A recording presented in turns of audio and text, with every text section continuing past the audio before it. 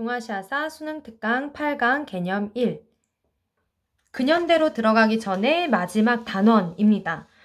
제목은 사회변동과 서민문화인데 다루고 있는 시기는 이제 17세기에서 19세기 정도에 해당하는 시기라고 할 수가 있어요.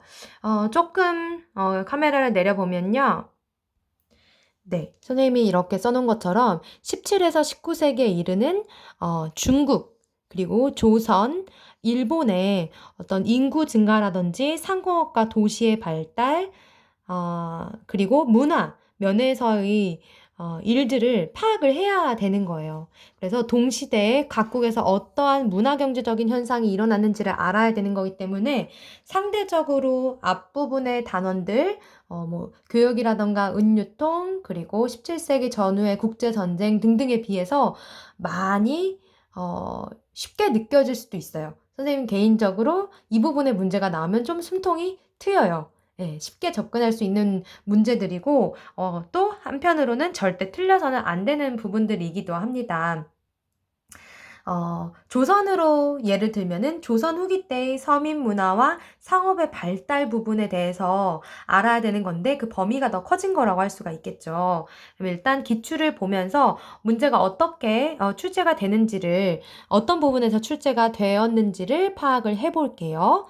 네, 최근 수능에서는 청대 동아시아 문화, 이제 사료로 청나라를 주고 선지로 각국 동아시아 문화들이 나온 거죠. 같은 시기에 다른 나라에서는 어떤 문화적인 현상이 있었는지를 알아야 되는 거고요. 구모에서는 에도막부 시기 동아시아 문화로 해체 신설을 사료로 주고 각국의 상황들을 선지로 줬네요. 육모도 에도막부 시기 동아시아 문화로 우키요에를 선지로 줬어요. 그리고 청대 사회변동으로 인구 증가에 대해서 묻는 문제도 함께 나왔었네요. 2019 수능에서는 청대 동아시아 경제 상황, 네, 각국의 상황을 알아야 되는 문제고요. 그리고 또 청대 동아시아 문화로 홍루몽을 자료로 줬어요. 구모에서는 에도막부 시기 동아시아 상황, 육모에서는 청대 동아시아 문화로 경극과 홍루몽을 자료로 줬네요. 2018 수능에서는 에도막부 시기 동아시아 모습으로 존인이라는 단어나 덴메이 대격인이라는 키워드를 줘서 네, 파악하도록 했고요. 또 16, 19세기 동아시아 경제에 대해서도 네, 두 번째 문제로 출제를 했었네요. 구모에서는 서민문화 물어봤어요. 김홍도의 풍속화를 그림으로 냈고요. 그리고 에도막부 시기 동아시아 상황, 의료에서 상킨코타이제를 사료로 주고 선지를 같은 시기 거를 고르는 문제. 이제 전형적으로 어떤 문제들이 나오고 있는지 대략 감이 잡히죠? 그리고 육모에서는 에도막부 시기 동아시아 문화로 통신사나 오사카 등등의 키워드를 주었습니다.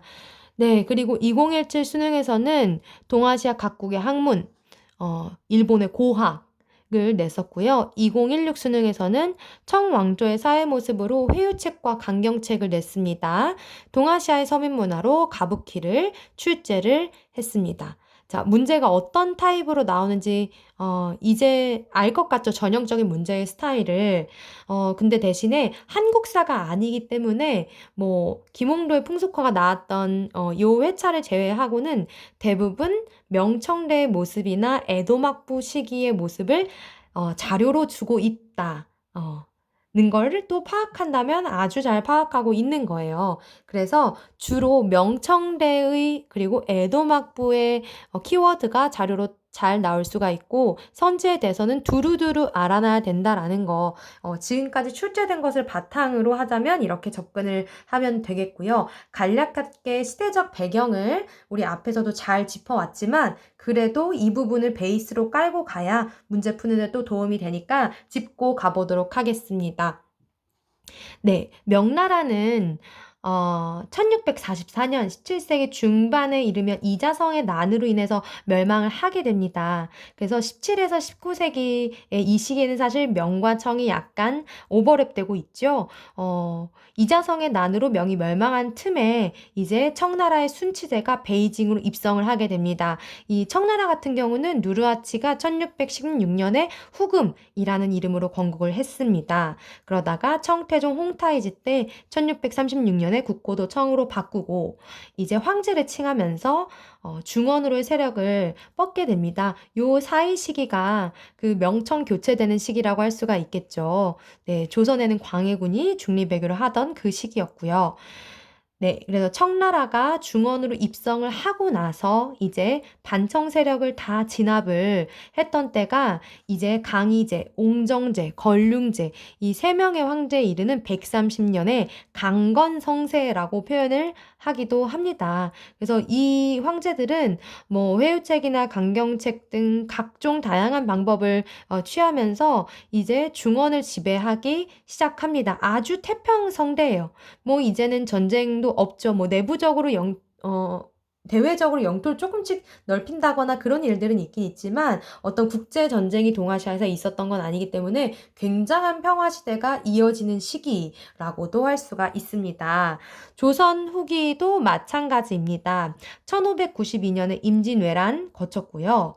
1627년에 정묘호란, 1636년에 병자호란을 거친 이후로는 사실 이때 나라가 쑥대밭이 됐었죠. 전쟁터가 되고 두 개의 난, 임진왜란과 병자호란 이렇게 양난 이후로는 이렇게 큰 전쟁이 있지는 않습니다. 그래서 조선 같은 경우도 네. 장기간의 평화를 겪게 되지요. 그 이후로 이제 내부적으로 정치 형태가 여러 개로 달라지는 모습이 보이기도 해요. 서인과 남인의 이제 공존하면서 서로 비판하고 견제했던 예송이 나타나기도 하고요. 이제 숙종 때 되면은 공존이 아니라 일당 전제화, 한 당한테 다 미루어주는 환국 정치의 형태가 나타나기도 합니다. 그러면서 영조 정조 때는 붕당 간의 균형을 왕권에 의해서 유지하는 탕평 정치가 시도가 되죠. 네. 영정조 때 많은 조선의 발전이 있었던 르네상스 시기라고 할 수가 있습니다. 그러나 정조 사후 19세기에 이르면 이제 세도 정치가 네, 일어나면서 뭐 농민 봉기도 시작이 되고 점점 조선 왕조가 힘들어지는 그런 모습이 보입니다. 네, 일본은 에도 막부가 도쿠가와 이에야스에서 창립이 됩니다. 1636년 이제 에도 막부가 개창이 되고요. 이 우리 뒤에 근대에서 배울 1868년에 메이지 유신 이전까지 쭉 에도 막부는 지속이 될 겁니다. 이 에도 막부의 특징은 쇼군이 다스리는 그런 직할지 막부와 각지의 다이묘가 맡아 다스리는 영지, 번이 나누어지는 막번 체제라고 할 수가 있어요. 그래서 이 에도 막부의 어떤 핵심은 이후로도 계속 전쟁이 없을 거고 쇼군이 계속 정치적 주도권을 가져야 되기 때문에 이 번을 다스리고 있는 다이묘들을 어떻게 통제할 것인가가 주요한 쇼군들이 이제 신경 써야 하는 그런 부분이었던 겁니다. 그래서 다이묘들을 통제하기 위해서 산킨 고타이제라고 하는 제도를 시행을 합니다. 이것은 여러분들이 이제 들어봤을 거고 알고 있을 거예요. 다이묘가 아무리 멀리 살고 있어도 그 처자식을 에도에 살게 하는 겁니다. 쇼군이 살고 있는 에도에 살게 하고 다이묘는 경년 주기로 에도를 왔다 갔다 해야 하는 그런 제도예요. 이 산킨고타이 제도가 에도 막부 시기에 어떤 경제나 상업에 끼친 영향이 굉장히 많기 때문에 네, 일단 이거를 중심으로 알아놔야 합니다. 뭐 17, 19세기의 명청이든 조선 후기든 에도 막부든 공통적인 거는 이런 과정들을 겪어서 상업이 발전하고 도시가 생겨나고 하기 때문에 서민들도 문화를 향유할 수 있는 여유가 생겨요.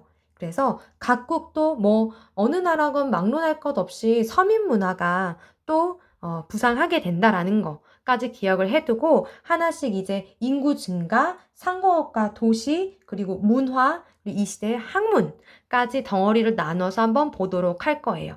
그러면 이제 준비가 됐으면 다음 영상에서 인구 증가부터 가보도록 하겠습니다.